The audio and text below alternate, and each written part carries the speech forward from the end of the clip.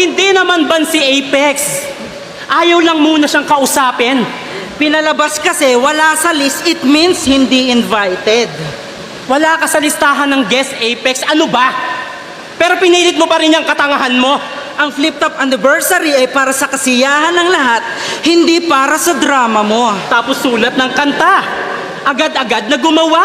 Parang ang batang di nakuha yung gusto tapos bigla na lang umawa. At dahil waipik yung plan A na ayusin ang relasyon, Tuldok agad yung plan B ang manira ng reputasyon. round 3, pustahan na! 1,000!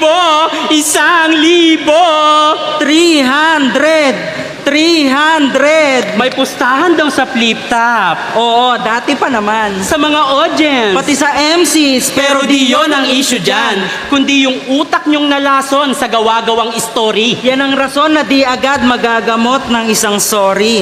Mga ban sa ligang to ang gumawa ng issue. Naniwala agad kayo sa bibig nila? At kung sinong unang umiyak sa internet, yun na ba agad ang biktima?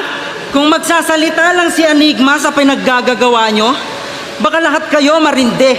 Alam niyang masisira kayo sa tao pero mas pinili niyang hindi. Kasi may binubuhay na daw na bata. Kaya yung liga pinagkanuno. Sa pera at pustahan, yan ang paratang na nabuo. Ngayon damdamin nyo lumayo. Kasi may agenda na daw sa dulo.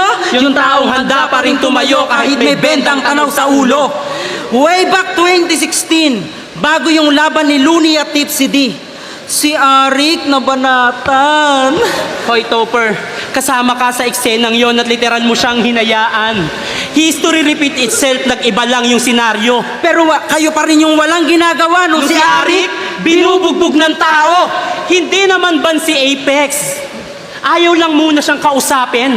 Pinalabas kasi wala sa list, it means hindi invited. Wala ka sa listahan ng guest Apex. Ano ba? Pero pinilit mo pa rin yung katangahan mo.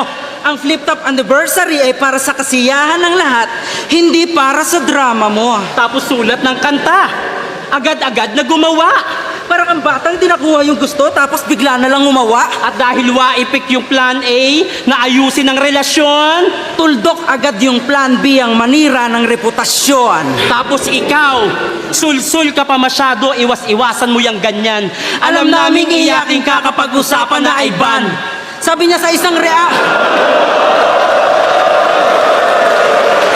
niya sa isang reaction video niya, Ayaw ko talaga sa sugal kasi nakaka-distract. nice! 10 times! Sobra.